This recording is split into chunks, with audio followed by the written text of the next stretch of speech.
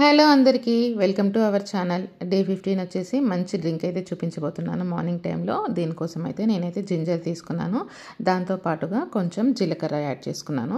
ఒకవేళ మీ దగ్గర జీలకర్ర లేకపోతే సోంఫ్ కానీ లేదు అంటే ఓన్లీ వాము కానీ యూజ్ చేసుకోవచ్చు. నేను కొంచెం జీలకర్ర కొంచెం వాము యూజ్ చేస్తున్నాను.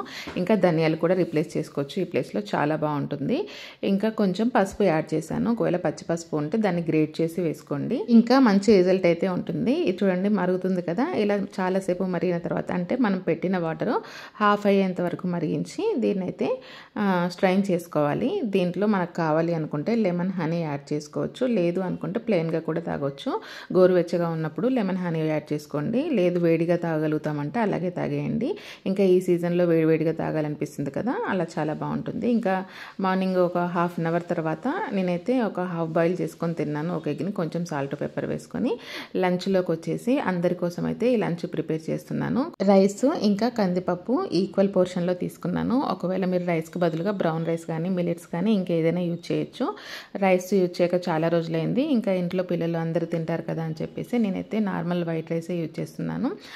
దీంట్లో కొంచెం గీ యాడ్ చేసుకున్నాను. గీ యాడ్ చేసుకుని స్పూన్ అలా ఎందుకు పెడతానంటే వేడైన తర్వాత అందులో ఉన్న గీ కరిగి గిన్నెలోకి వస్తుందని చెప్పేసి నేను ఇంకా 1 స్పూన్ కోకోనట్ ఆయిల్ కూడా యూజ్ చేశాను.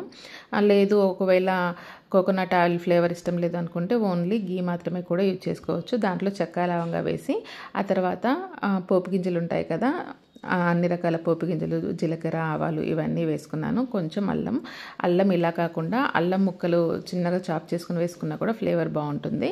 ఇంకా ఇందులో పచ్చిమిర్చి టమాటో ఆనియన్ కరివేపాకు కొన్ని వెల్లుల్లి రెబ్బలు వాటిని పీల్ తీయకుండానే వేసాను. చాలా బాగుంటుంది. కుక్ అయ్యాక మంచి టేస్ట్ ఉంటుంది.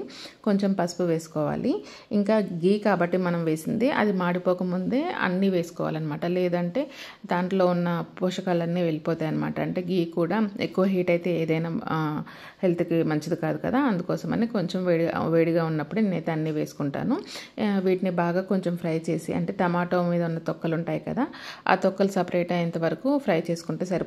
ఎందుకంటే మనం ఇందులో వాటర్ యాడ్ చేస్తాం, రైస్ కూడా యాడ్ చేస్తాం కదా, అప్పుడు బాయిల్ అవుతాయి అన్నమాట. ఆ తొక్కలు కొంచెం సపరేట్ అయ్యాక నేనైతే 1 గ్లాస్కి 1.5 గ్లాసు వాటర్ అలా తీసుకున్నాను. కొంచెం 1 గ్లాస్ కన్నా ఎక్కువగా ఉన్నాయి కాబట్టి వాటర్ కూడా కొన్ని ఎక్కువ యాడ్ చేశాను అనమాట. మన రైస్ని బట్టి మనం వాటర్ యాడ్ చేసుకోవాలి. కొంతమందికి కొంచెం లిక్విడ్ లాగా కావాలి అనుకుంటారు. అలాంటి వాళ్ళు కొన్ని ఎక్కువ వాటర్ యాడ్ చేసుకోవచ్చు. దీంట్లోనే రైసు నానబెట్టుకున్న రైసు పప్పు అవన్నీ యాడ్ చేసి సాల్ట్ వేసుకొని చెక్ చేసుకొని నేనైతే డైరెక్ట్గా రైస్ కుక్కర్లో పెట్టేశాను. ఇంకా పదే కిచెన్లోకి వెళ్ళాల్సిన పని ఉండదని చెప్పేసి నా దగ్గర అయితే స్టీల్ రైస్ కుక్కర్ ఉందండి. నేను స్టీల్ బౌల్సే యూజ్ చేస్తాను. అల్యూమినియం అంత హెల్త్కి మంచిది కాదని చూడండి ఎంత బాగా పర్ఫెక్ట్గా కుక్ అయిందో. ఇలా పొడిగా ఉంటేనే ఇంట్లో వాళ్ళకి ఇష్టంగా ఉంటుంది. మామూలుగా ఇంకొంచెం వాటర్ యాడ్ చేసుకుంటే సాంబార్ రైస్ లాగా టెక్స్చర్ ఉంటుంది, కానీ ఇంట్లో వాళ్ళకి ఇలాగే ఇష్టం అని చెప్పేసి నేనైతే ఇలా చేశాను. చూడండి దీంట్లోకి అయితే ఇంకా ఏం అవసరం లేదు, ఎలాంటి కాంబినేషన్ అవసరం లేదు. కొంచెం నిమ్మకాయ పిండుకొని తినేస్తే చాలు.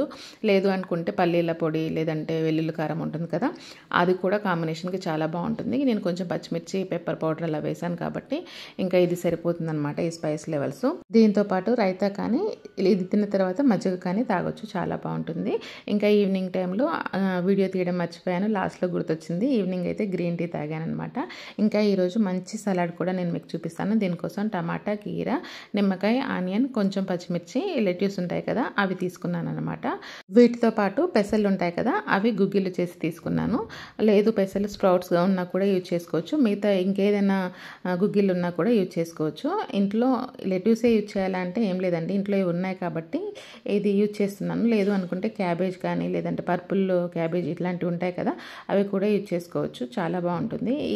ఈ వెజిటేబుల్స్లో కొంచెం ఎక్కువ వాటర్ కంటెంట్ ఉంటుంది కాబట్టి నార్మల్గా మనం తినడం కన్నా ఇలా ఏదైనా మిక్స్ చేసుకున్నప్పుడు సలాడ్లో మిక్స్ చేసుకున్నప్పుడు ఈజీగా తినగలుగుతాము. టేస్ట్ కూడా చాలా బాగుంటుంది. ఇంకా ఇది ఫ్లేవర్ కూడా క్యాబేజీ లాగా అయితే అస్సలు లేదు. అంటే కొంచెం క్యాబేజీ తినడానికి కొంతమంది ఫ్లేవర్కి కొంచెం ఇష్టపడరు కదా, అలా అయితే అస్సలు లేదండి. నేనైతే ఈ ఆకులు సన్నగా చాప్ చేసుకున్నాను. ఆ తర్వాత ఆనియన్ కీర కొంచెం పచ్చిమిర్చి ఇంకా టమాటో ఇవన్నీ అయితే వేసుకున్నాను. ఇలా మ్యాష్ కొంచెం నలిపినట్లుగా వేసుకుంటే ఆనియన్స్ ఈవెన్గా సరిపోతాయని చెప్పేసి, ఇంకా దీంట్లోనే కొంచెం ఇందాక ఉడికించిన పెసలు ఉన్నాయి కదా, అవి వేసి పెప్పర్ సాల్ట్ వేసుకొని మిక్స్ చేసుకోవడమే. పైన నుంచి కొంచెం లెమన్ స్క్వీజ్ చేసుకుంటే సరిపోతుంది. ఇంకా ఇలాంటివి దీంట్లో కొంచెం పెరుగు కానీ లేదంటే ఏదైనా వెన్న కానీ ఇలాంటిది కూడా మనం మిక్స్ చేసుకొని తినొచ్చు. చాలా బాగుంటుంది, టేస్ట్ బాగుంటుంది, టెక్స్చర్ కూడా బాగుంటుంది. ఇలాంటి సాలడ్స్ ఇంకా చూపిస్తాను. డిఫరెంట్ స్టైల్లో చాలా మంచిగా టేస్టీగా హెల్తీగా ఉండే సాలడ్స్ అయితే ఉంటాయి. ఇంకా నా ఈవినింగ్ డిన్నర్ అనమాట. నేను 6 లోపే కంప్లీట్ చేస్తాను. ఇదైతే ఇద్దరికి సరిపోతుంది. ఒకవేళ చిన్నపిల్లలు ఉంటే ముగ్గురికి కూడా సరిపోతుంది అనమాట ఈ పోర్షను. ఒకవేళ మనం తినగలుగుతాము వెజిటేబుల్స్ అంటే హ్యాపీగా తినేయచ్చు, ఒకరైనా తినేయచ్చు, లో క్యాలరీస్ కాబట్టి. ఇదండి ఇవాల్టి వీడియో. రేపటి వీడియోలో మళ్ళీ కలుసుకుందాం. Thanks for watching.